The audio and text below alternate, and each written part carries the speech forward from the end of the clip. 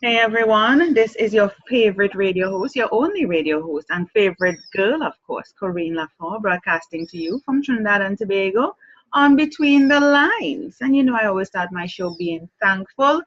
Gratitude is always the way to go. I encourage everyone to do it. Stop focusing on what you don't have and focus on what you do have. Because whatever you focus on is what you attract more of. So if you focus on what you don't have, you will attract more of the things you don't have. Make sense? Yes. So it's a lovely day today. I'm actually hearing a bird trying to outdo me on my recording. There's a bird trying to outdo me, squeaky, squawking, chirping, whatever it's doing. But that's okay. If it wants to show up, on video, it's free to do so as well. I'm happy to have birds co-host. Oh my God, co-host with me. Oh my God, I'm actually sounding like the bird. So here we are with Cynthia Dubois. Is that correct, Cynthia? Did I pronounce it? You did very well. Yes, you did. Yes, Cynthia Dubois. And it's French, I believe, is it?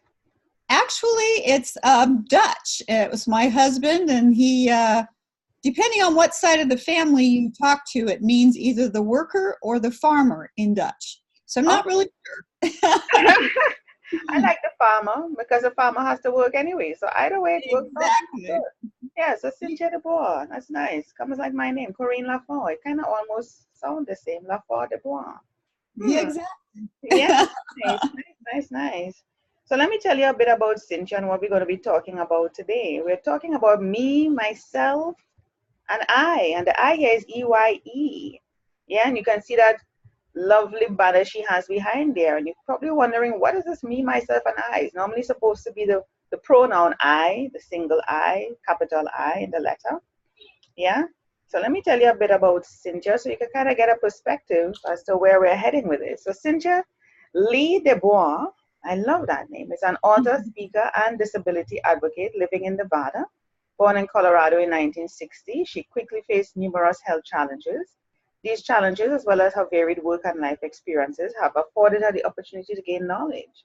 Writing has been a lifelong passion, and her work has been published in several magazines.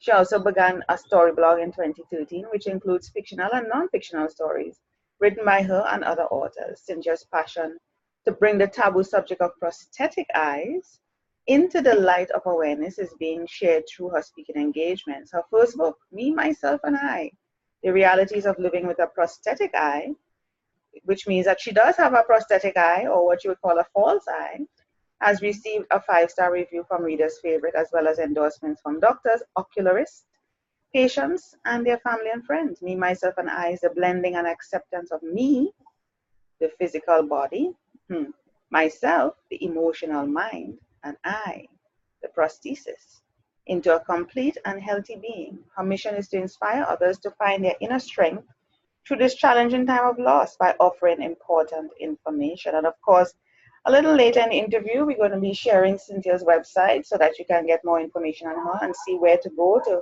connect with her, yeah, and her book. So welcome, Cynthia, to Between the Lines. Thank you so much. I've been looking forward to this. Yes, me too. And I like how you say looking forward because we're talking about the eye, right? Hey. Yes. Looking back is just a good place to start. You shouldn't dwell there. Yeah, and don't even bother to look back. There's no, it's gone. It's in the past. There, according to Eckhart Tolle, there's no past and there's no future. Just now. Yeah, it's Right. just now. Yeah, So being in the moment. being in the moment, just enjoy the moment. It's gone. Yeah. So we are here now, me, myself, and I. And you have a prosthetic eye. So let's go back a little bit about what happened, why you ended up having a prosthetic. Is it one or two? Or, well, I don't know. Is it one? Yes. I was born with glaucoma as well as a heart problem. And then later on, a third birth defect was found in my 40s. But because of being born with glaucoma, which is rare, I quickly faced a couple of eye surgeries, and my left eye, they usually do that one second because you get more depth perception from your right eye generally than you do your left. Really? Yeah. So when they did the left eye, it had to be put off because of other complications. So I never really had much sight in that eye. Mhm. But at age 17, I was hit in the side of the head. Wow. And what happened at that point is I had a retinal detachment and the eye started filling with blood. So there Whoa. was no option but to remove it. And that was in 1977. I was born in 1960. So at 17, when, you know, your world is coming together and Oh, the you know, boyfriends. yeah, well, it was definitely a hard time because I did not know anyone with a prosthetic eye. Mhm. And in 1977, of course, there is no internet. There was no help through any type of book at a library, that kind of Wow. thing. And you're basically told, here you go, run with it. And so several years ago, I was at my ocularist office. And for those who don't know, an ocularist is a medical artist. They're also the people that create prosthetic eyes. And when I was there, there was a lady sitting in the waiting room, and she was elderly, you could tell by her voice, and she was angry at the world. Oh, This wow. was, yeah, she was upset. This wasn't fair. She'd always done everything to take care of her vision. She'd lost hers due to glaucoma complications leading to a retinal detachment. Well, when I was done, I asked my oculist if I could just spend a few moments with her. And we discussed the fact that she was going through the grieving process because it was a loss, you know, not as dramatic or devastating as the loss of a person, but it was a loss of part of you. And since, you know, we look at our eyes as a window to the soul, and people will talk all day long about having teeth removed, an appendix, but eyes are a totally different subject. And Yeah. so I sat down and I talked to her about that. I talked to her about phantom pain, phantom sight, phantom vision. We spoke about ways to camouflage your eye if you didn't want a prosthetic to really be noticed, and what they actually will and won't do. And this woman who had been sitting there, crossed-armed, crossed-legged, head down, big, thick glasses covering the majority of her face, she just got up and just like a butterfly coming out of a cocoon, just walked back to meet her new monocular world with such knowledge and grace and pride. And that is what the catalyst was for me to write this book. I figured all the information that I didn't know, had to learn through the years, Mm-hmm. I could put in this book and help people that Mm-hmm. were facing the same thing. Wow. So that was the catalyst. But at I, that time, you were also going through your own challenges, and here you are going to help somebody else. well, like I said, this was just a few years ago. Shortly after I received my prosthetic eye, you know, like I said, no one really tells you what to expect. Mm-hmm. And I was walking through the mall. Thankfully, I was by myself. And all of a sudden, out of nowhere, someone stabbed me in the left eye. What the hell? What the And hell? yeah, I How is dropped that to the ground. possible? How is that possible, Cynthia? Right. So I dropped to the ground. I spin around to see who my attacker was, and no one was there. Now, unbeknownst to me, this is phantom pain. It is the very real feeling of pain in an organ or limb you no longer have. Well, at that point, 17 years old, thinking, you know, you've got all these medical problems and now you're losing your mind. I mean, I seriously thought, I'm kookaburd, you know? And it took me until my late 20s when I met a man by the name of Richard, who had lost both legs in a train accident. Mm-hmm. Well, we'd become friends. He was just like the uncle I never had, the sweetest man on the planet, great family. He had 3 boys, didn't have any daughters, so he kind of adopted me and my sister as his adopted daughters. The man was, but we were talking and he said, well, your disability is pretty much invisible. Most people don't know Mm-hmm. but mine you can actually see. And I said, well, what's the biggest challenge that you've had with it? And he said, well, I don't use prosthetic legs because they make my stumps raw. But the first, and I just do everything. And this man really did do everything. He water skied, he did everything. The only thing this man could not do was jump out of an airplane because they were worried the harness wouldn't work right. Yeah. And he was angry about that till the day he died, let me tell you. But he said, the one thing that I have a problem with is phantom pain. And I said, well, what's that? And he said, I wake up in the middle of the night screaming because it's like the accident is happening right now. Wow. And he couldn't get past that. He'd gone through all kinds of doctors and psychologists and you name it. It got better as time went on. But I'll tell you what, Corrine, in that moment, even still today, it's just so moving because that is what I had experienced. Wow. And even though I'd gone from 17, I was about 28, 29 when I met him. Those 10, 11 years were hell because I really believed I was losing my mind. Nobody'd ever talked to me about that. There was no information out there. So I think, you know, having met someone like him that was so willing to share such an intimate part of himself was such a gift. And that was another reason why I felt sharing this book was so important. Wow. Do you still feel those phantom pains? Do you still feel?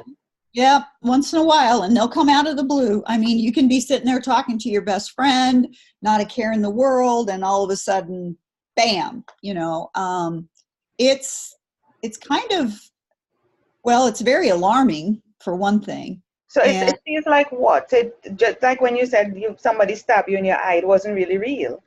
No, but your mind creates that, and that's really an amazing thing. There's also something called phantom vision. Yeah. And thankfully, I've never experienced that. But that happens sometimes to people with either low vision or no vision. Their mind will create basically images of horror that shock the heck out of them. I mean, a monster, a ghost, somebody coming at you. Your mind will just create all this weird, crazy stuff. And it's called phantom phenomena. And Let me tell you something, Cynthia.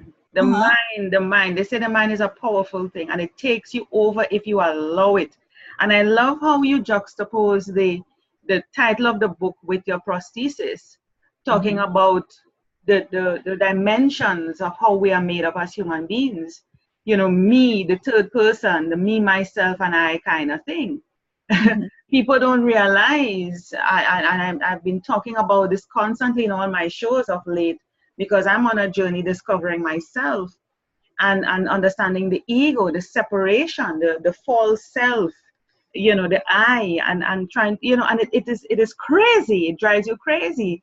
The whole monkey chatter that's happening in your head, you know, what you see is not real. And you know, if you really follow the spiritual journeys and these spiritual leaders, you realize that what you see, and we're talking about the eye, we're talking about the mind, you know, because the mind creates, just like you said, horror.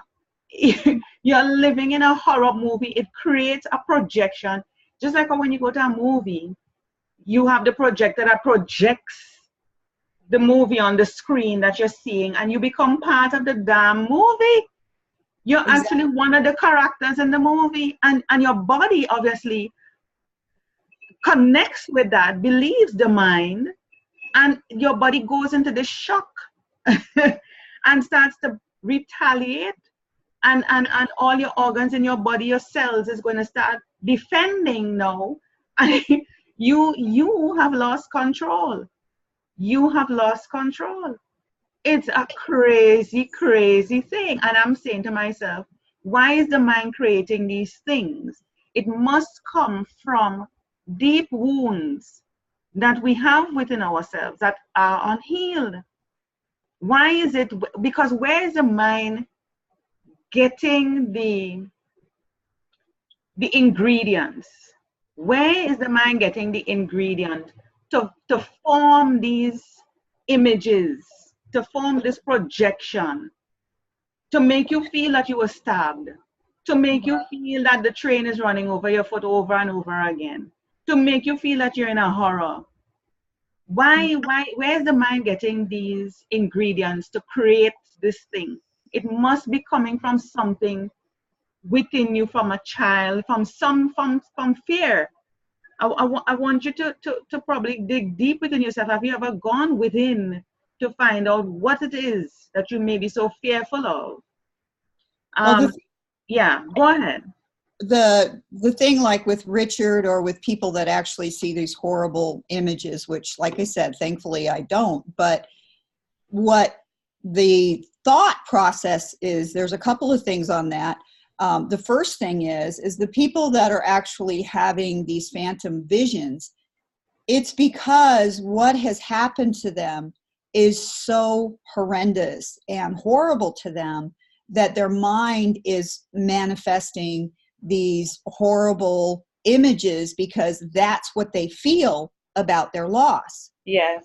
With Richard, my friend, he kept feeling the train running over him because he felt his life was ending at that moment. Yeah. And so that was it.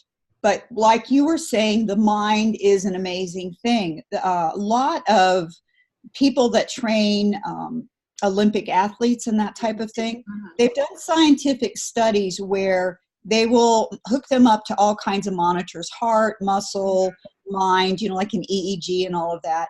And they will tell them to mentally think about running the race or doing whatever it is. And they have proven that no matter if they're thinking about it or if they're actually doing it, all of the body's functions and they fire the same. It's as if you're doing the same thing. Even though you're just thinking about it, it's like you're actually physically doing it. Yeah, yeah. So there's a lot to it. They have to do, of course, they have to do, as you mentioned, the athletes. Those that are really doing well is a lot of mind training, because you know that whatever you succeed at, it comes back to the mind, because everybody talks about the mindset. The body will follow. The body would follow. The mind, and sometimes the body takes over the mind, because the body has to do with the ego. If the body tells you this is what you're supposed to feel, it convinces the mind. It convinces the mind that this is what you're supposed to do, and so the mind now collaborates with the body and projects this thing on you. So where do you fit in? The I, the inner child, the me, where how do you determine what's real from what is not real? Because I think throughout the years, with dealing with the phantom pain, I know immediately what is going on, and I dismiss it. I immediately say, to myself, because obviously if you're with someone, you don't want them thinking, oh my God, you're going crazy. No, I usually mentally just say, you are okay, you are fine, this is the past. And, just kind of let it go.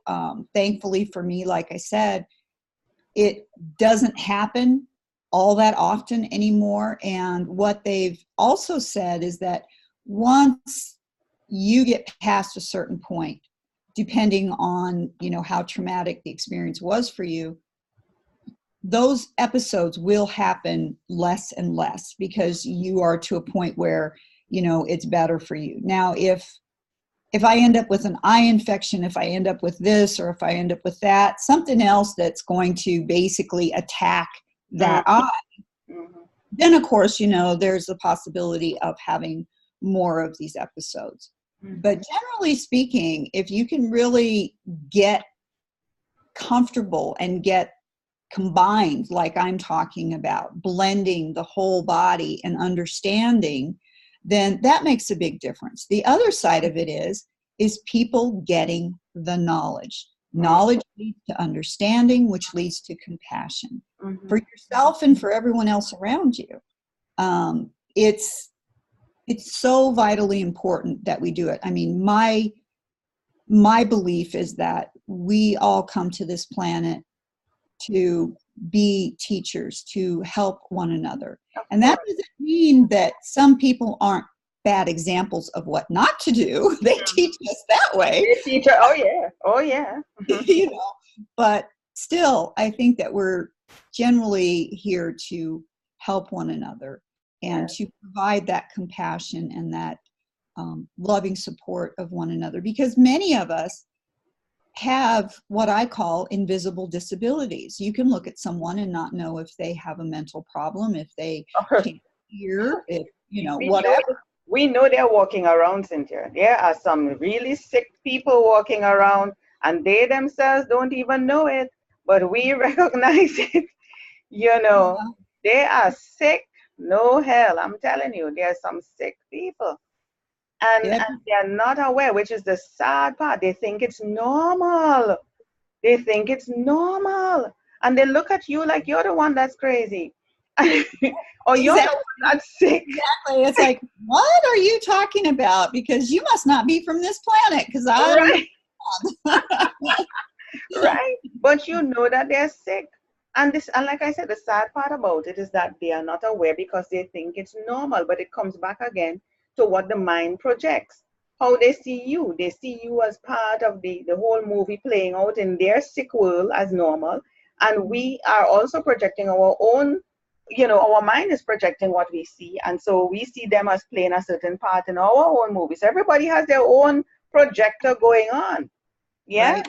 Their own perception based on, you know, how they were brought up, socialized, the media, you know, education, who they associate with, a lot of things that influence us, you know, until we come to a point as we age, as we get older, we become a little bit more open, wiser, hopefully willing to accept and surrender, which is important. I think that's very important, to surrender. And coming back to your eye and those phantom things and your things with your friend, you know, it's hard to surrender and let go, because remember, it's a part of your body. You know, this what you have lost, just like it's a grieving, it's a part of your body.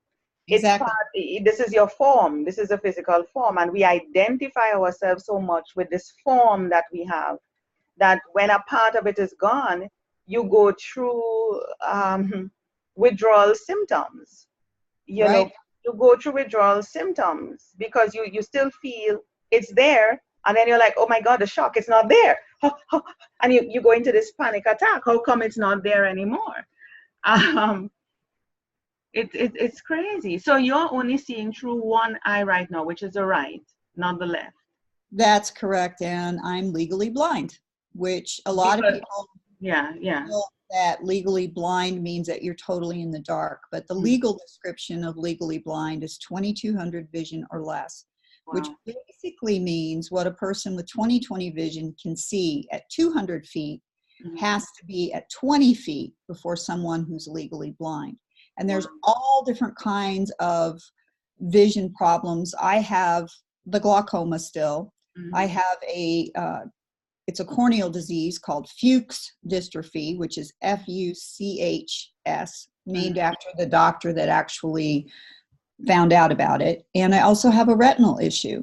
Wow. So I am grateful for every moment of sight that I have. And part of the talks that I do is to let people know certain things that can help them retain the sight that they have. And there's one little thing: if you don't have a camera that doesn't just automatically get rid of the red eye, this is an amazing little tool that no one really thinks that much about, but it's been found to be very useful, especially for infants, because we're all the time snapping pictures of babies.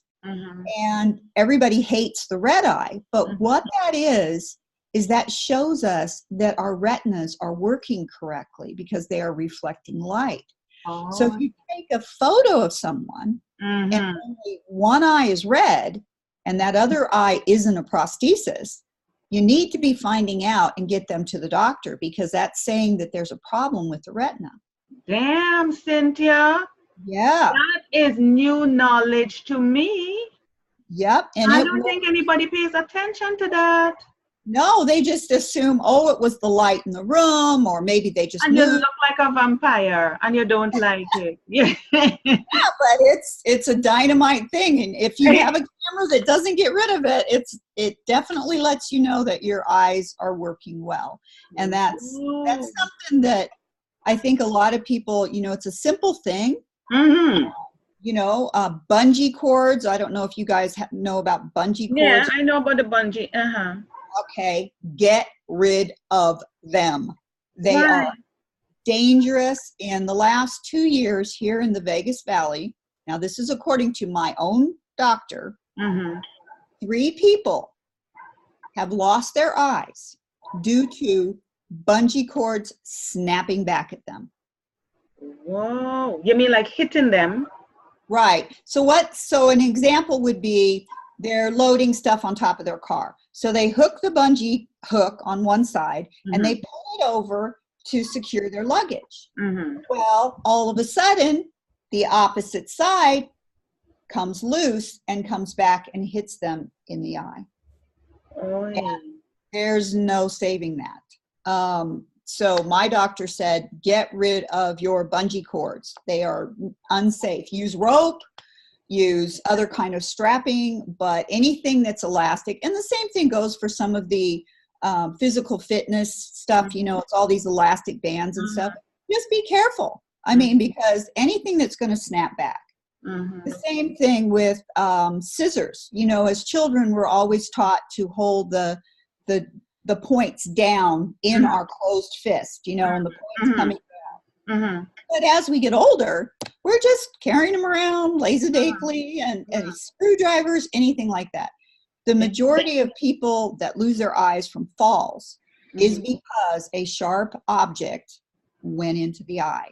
So again, it's that being cautious. We only have one set of eyes. And yeah. It's not like you can go to a shop and say, I want to, I want to put some eyes. Yeah. No, because you can't see out of a prosthetic. And that's something that a lot of people ask me, can you see out of your prosthetic eye? The answer is no. And they are not made of glass. That ended after World War II. We stopped importing glass from Germany, so they're not the hand-blown things. They're actually made of a plastic substance, and they fit over an implant, which gives you some movement. There are different ways to camouflage. For me, if you don't have a part in your hair, or if you part your hair in the middle, people will automatically, subconsciously, start comparing maybe one side of the face to the other. And as we all know, we're never symmetrical. Symmetrical, right. But if you have a prosthetic eye and you're really trying to hide that fact, parting your hair on one side or the other is a great help. If you wear glasses, it's also important that the prescription in each lens is the same. A lot of optometrists will try to help you out and say, well, your glasses are so thick and heavy, let's put a balanced lens in over the prosthetic. Well, that sounds all great and well, but what it does is it actually changes what the eye size looks like.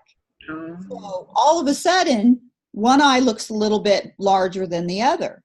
Well, let's face it, your prosthetic doesn't care what's over it. You can't see out of it anyway. So why wouldn't you want to, you know, mirror it so that you have a better look? You know, there's makeup tips that you can do. I say, too, because your eye doesn't track as well, there's another tip that I give in the book, and it's how does a cat move? And people look at you like, what do you mean? Well, a cat will not look far right or far left. They will actually turn their head and look.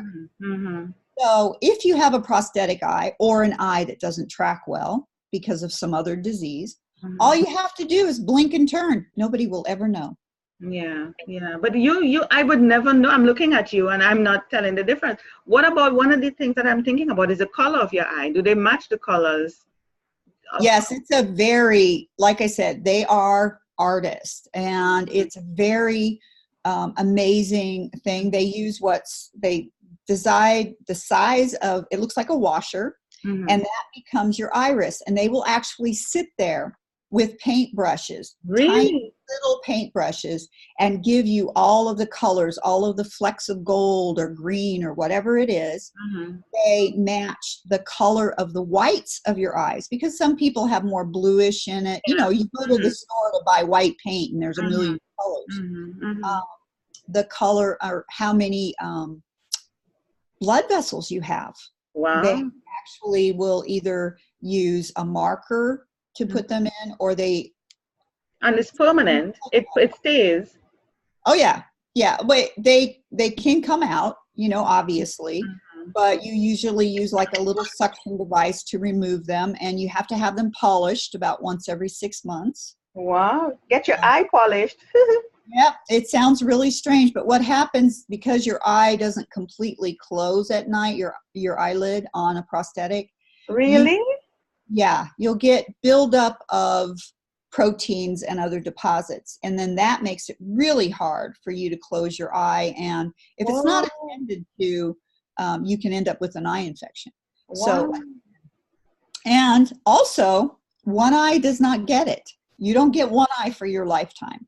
And the reason for that is that our body changes as we age. And especially as you start getting older, you start losing certain fat cells, things change. And so the size of my prosthetic from the time I was 17 to now being 58 has almost doubled in size. Wow. Because of the elimination of fat cells and all that kind of thing in the eye socket. The other thing people want to know, what does it look like? When you remove an eye, what you see is something very similar to what you would see if you would remove a tooth. You're going to have that indention. It's just red flesh. That's it. Could you pluck out your eye? Like, could you pluck out your eye just like that? Yes. Or you can pluck it out on your own? Yes. That sounds very ghoulish. It does. And it's very scary for a lot of people, but the bottom line of it is it's made to fit over there's an implant that's like a ball, and the prosthetic is made to fit over that. So that way you get a little bit of movement. Yeah. But you can remove it to make sure that the socket stays healthy, that there's no issue. And of course, how well your eye works or how well it looks also depends on how the loss happened.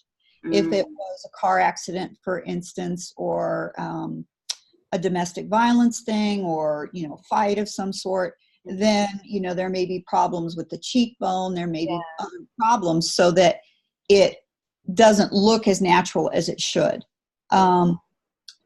It's amazing. I don't know, do you know Peter Falk? I've heard that name, yes. Right, he played Columbo years ago. The man has since passed, but he always kind of had, you could tell there was something, you know, not quite right. But it kind of gave him a little bit of a sexy look to him. And he lost his eye at 3 from a cancer. Then you have Sammy Davis Jr. We all know who he was. He actually lost his eye due to a car accident. Wow. But he was smart, because as we know, he wasn't exactly the most attractive person. Yes. But he used that. He used his eye as a joke. He used it as something to rib people about. And because he did that, he was so endearing. Because, you know, here I am, folks, you know. Yeah, he got comfortable with himself. He accepted. He surrendered to it. He had no control. He realized, this is what it is. I can't fight it. You know. Exactly. And the same thing with Peter Falk. And then the third person, who I always thought had a prosthetic eye, was Sandy Duncan.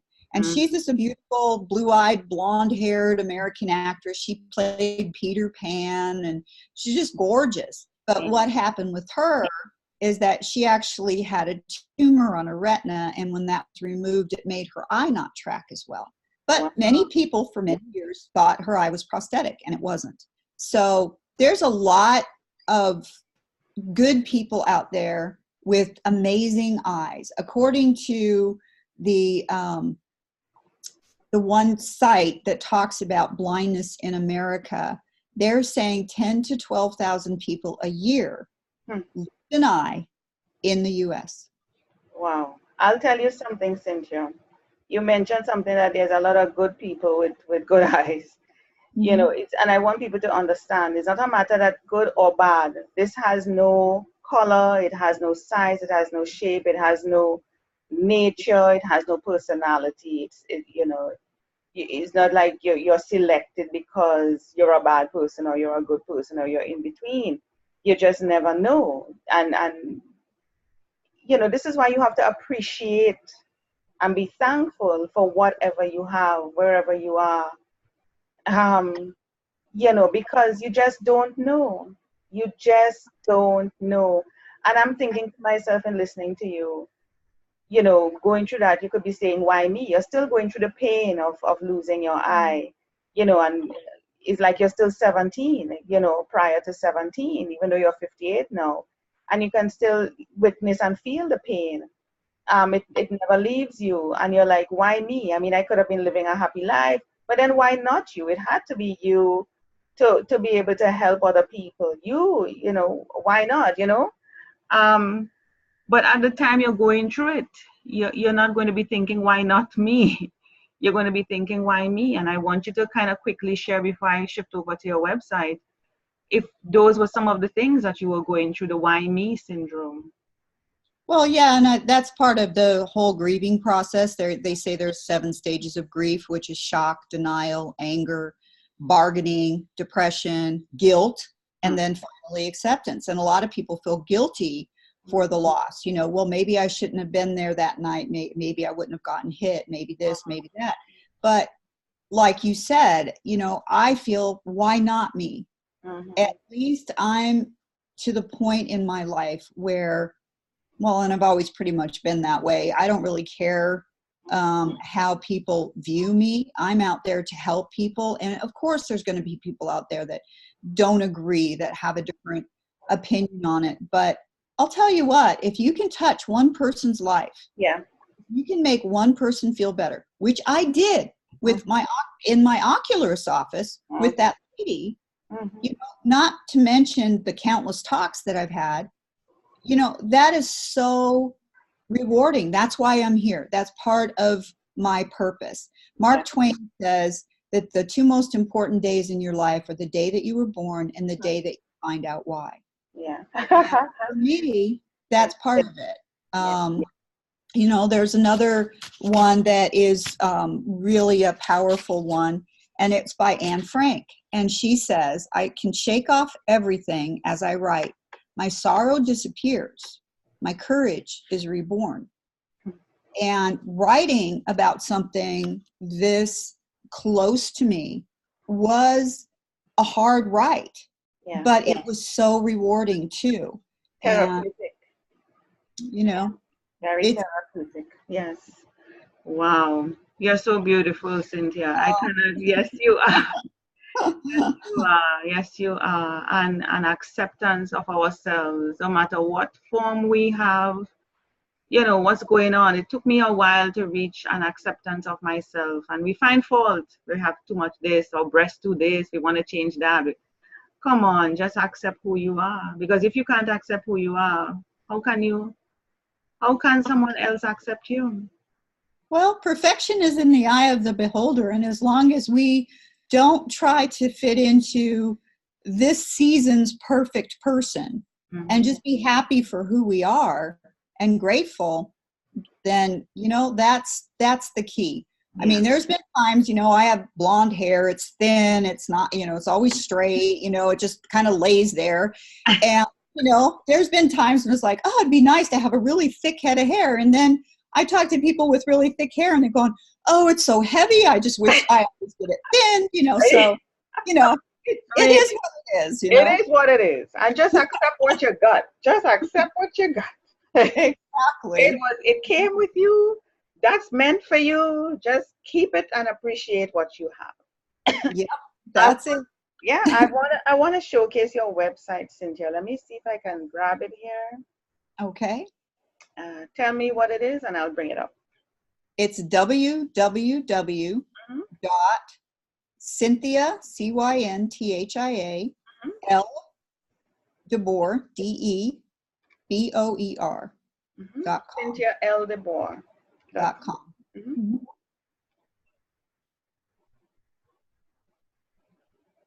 Me, Myself, and I book. It redirected to there. So let me see here now. Okay. I'm going to do a quick share on the screen. There we go.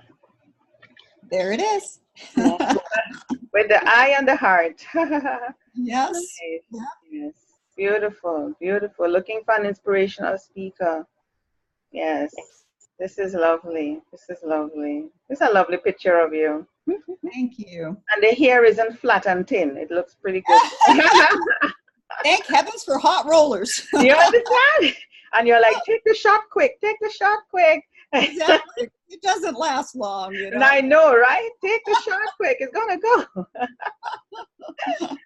Oh my God! And I love this. This is nice. This is nice. And I like how the eye is coming out through the hands. Yeah. Oh, that was just ingenious. I kind of told my publisher what I wanted, and they presented about 6 different book covers that I could choose from, and one look at that and it was like, nope, that's it, you know. I mean, I don't have blue eyes like she does. I have green eyes, but at the same time, it was just with the coloring and everything. I just wanted it to stay looking nice. Yeah, that's awesome. That's awesome. And it's also available on Amazon and in Kindle as well. Yeah. Yes, definitely. And I do have a second book coming out, and nice. In the future we can come back. It's behind me. You can see it. It's called Freedom from Depression. No matter what your disability may be. And that will soon be on my website, and it is available ebook now, but that was born from the talks that I had with all of the groups, because we would talk about eyes, and then they would want to know how do I keep my spirits up? And this is a combination of 5-part book that actually gives information on little things that you can do every day, to how you can think about yourself better, little exercises with room for you to work in the book.